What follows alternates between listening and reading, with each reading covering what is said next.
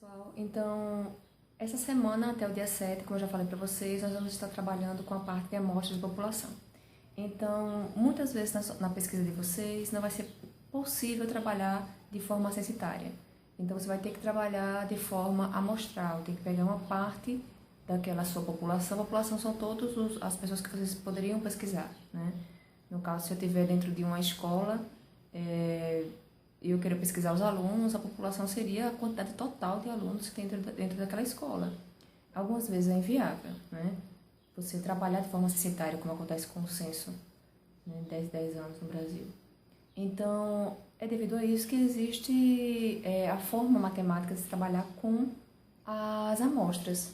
E de forma que essa amostra ela seja representativa da população, de forma que você possa generalizar a sua pesquisa. Então, nós temos 4 tipos de amostras probabilísticas e 3 tipos de amostras não probabilísticas. Essas amostras probabilísticas são aquelas que a gente está trabalhando dentro do curso, que é a amostra aleatória simples, que é no caso de um sorteio mesmo, tá? Então, eu tenho uma turma do 6º ano A e eu quero escolher, no caso, 10% daquela turma, né, o valor mínimo. E como é que eu escolho? Sorteando os alunos, tá? De forma aleatória, eu coloco um saquinho o nome dos alunos e sorteio. Bem, de forma que você não tenha um envolvimento direto, né, com essa escolha. Sistemática, que é quando você também vai fazer através de um sorteio, mas esse sorteio seria, no caso, enumerar, né, os participantes que poderiam ser prováveis públicos-alvo de sua pesquisa, e depois sortear um número entre 0 e 9. Vamos supor que esse número caia a 3. Então, você vai pegar o participante, no caso, o sujeito número 03, 13, 23, 33, 43, até dar aqueles 10% para você ter a sua amostra. Vamos supor que nesse momento eu sorteei o número 8. Então, eu vou pegar o sujeito que está com o número 08, 18, 28, 38. Isso é uma amostra sistemática. Na amostra estratificada, assim como a amostra por conglomerado, é uma forma de amostragem em grupos. Então, na estratificada, por exemplo, eu tenho várias salas de aula e eu quero pegar alunos de todas as salas, né? De todos os 6º anos, por exemplo, eu tenho 5 6º anos. Só que eu quero 100 alunos, né? Então, o que é que eu vou ter que fazer? Vou ter que ver quantos alunos tem em cada sala e calcular a porcentagem de cada sala com relação ao total. Então, por exemplo, vamos supor que eu tenha 500 alunos, né, nos 6º anos, eu vou ver quanto é 6º ano A, quantos por cento é a quantidade de alunos do 6º ano A com relação aos 500. Quantos por cento são os alunos do 6º ano B com relação aos 500. Vamos supor que do 6º ano A, o 6º ano A represente 28% dos alunos de todos os 6º, né, dos 500 alunos. Então, eu vou pegar 28% de 100, que é a amostra que eu quero, ou seja, 28 alunos do 6º ano A. Vamos supor que o 6º ano B represente 32% de todos os alunos dos 6º anos.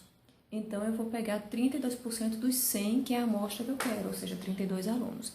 Isso é a amostra estratificada. Só que na amostra estratificada, eu tenho uma amostra que é muito homogênea. Então, eu não estou muito preocupada se é sexo feminino, masculino, se ele tem entre 11 e 12 anos, se ele tem entre 10 e 11 anos.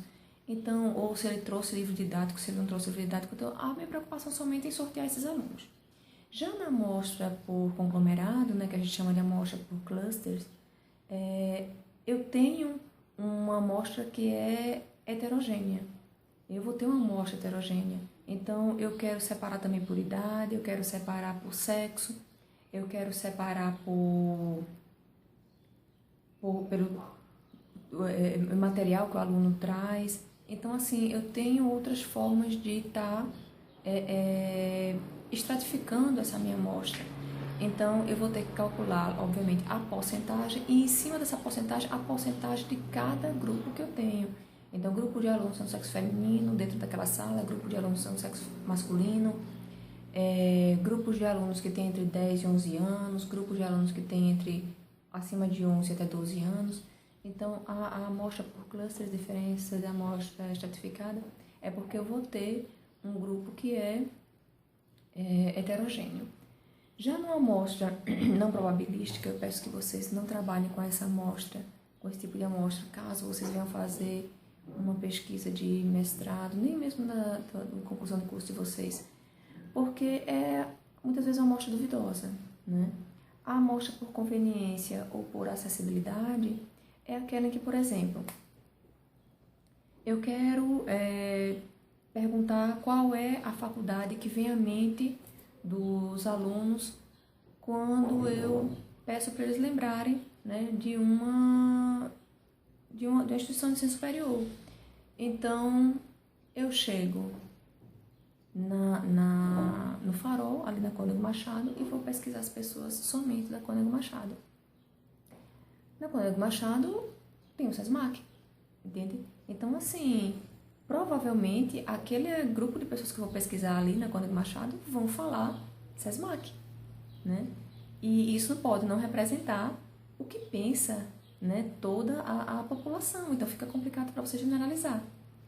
Então, se você quer fazer uma amostra, você tem que perceber que existem vários bairros em Maceió, então você tem que pegar uma amostra de cada um desses bairros, né? Ver uma forma probabilística de escolher essa amostra, mas de todos os bairros, né? Porque senão fica uma amostra meio por... para mim é mais fácil pesquisar na Cônego Machado porque eu já moro ali. Então, ou por exemplo, eu quero pesquisar sobre como é que os diretores veem a gestão escolar participativa, mas eu vou pesquisar com uma amiga minha, porque ela mora perto de mim, ela tem mais acessibilidade a ela e tal. Então, assim, pode não representar o que pensa todos os diretores. Então, é bom que você faça isso aí de uma forma mais imparcial. Por tipicidade intencional, também é bem parecida com essa questão do SESMAC que eu estava falando. Então, eu escolhi, né, porque eu queria que a marca que fosse lembrada, por exemplo, por uma população, quando eu falasse creme dental, fosse a marca Y, né? Então, eu vou num bairro que só vende a marca Y. As pessoas não conhecem outra marca. Então, eu chego lá e pergunto, quando eu falo creme dental, você lembra de que marca? Todo mundo vai falar marca Y, eles não conhecem outra. Então, isso sai uma pesquisa que mostra já intencionalmente quais são os seus votos, né? Ou, por exemplo, eu chego numa capital em que tem tá vendo, uma Algeriza muito grande, é presidente, e eu chego lá e pergunto qual é a tua opinião com relação ao impeachment e tal. Então, assim, só faço a pesquisa ali, não faço pesquisa mais em lugar nenhum. Então, provavelmente, o resultado daquela pesquisa vai me dizer que são contra. Aí, de repente, eu chego e digo assim, todo mundo é contra a gestão da presidente, todo mundo é a favor do impeachment. Mas, na verdade, é a forma como eu fiz a coleta dessa pesquisa, né? Então, eu praticamente intencionei os resultados. E por cotas, o que vocês veem aí, na verdade, a amostra por cotas não é necessariamente são pessoas que são necessitadas. Cotas é porque eu tenho uma situação em que eu preciso reparar, né, algo que foi feito e que houve um prejuízo a essa população, por exemplo, como a gente tem as cotas para entrar na universidade, e existe um perfil para aderir a essas cotas. Então, isso é uma forma de compensação, uma política compensatória. Então, eu escolhi aquilo dali porque houve um certo prejuízo ou houve um ganho em excesso. Então, são tipos de amostras que são consideradas não probabilísticas, né? Tem uma explicação para elas e eu sugiro que vocês não trabalhem assim na pesquisa de vocês, conclusão de curso, trabalhem com uma amostra probabilística. Dentro nossa primeira semana sobre amostras, eu faço explicação sobre todos esses tipos de amostra e explico para vocês que as amostras elas podem ser consideradas finitas ou infinitas. Elas são finitas quando elas não excedem a 100 mil pessoas, 100 mil elementos, infinitas contração superiores. Logo após eu explico para vocês a questão do sino, né, do sino estatístico, que mostra o nível de confiança estabelecido quando eu tenho aquelas pesquisas que dizem margem de erro de 1 ponto para mais, 1 ponto para menos, 2 pontos para mais, 2 pontos para menos. Isso também tem a ver com a questão de quanto eu quero, qual a porcentagem que eu quero da população que esteja dentro daquelas respostas, né, do que eu estou apresentando. Então, quando eu falo com um desvio de 1 ponto para mais, 1 ponto para menos, eu estou dizendo que, com certeza, 68% daquele resultado que eu obtive na pesquisa vai ser verificado, né, na população. Quando eu coloco 2 pontos para mais, 2 pontos para menos, eu estou dizendo que o nível de confiança é de 95,4% de que se verifique, né, na população, de que generalize o resultado da pesquisa. E quando eu falo com um desvio padrão de 3 pontos para mais, 3 pontos para menos, eu estou dizendo que quase 100% de chances daqueles resultados eles se verificarem, mas também eu estou usando um desvio bem maior, né? E depois eu explico para vocês o cálculo das amostras, né? Como é que você vai calcular a amostra finita para um grupo finito e para um grupo infinito. E apresento para vocês logo após algumas questões, né?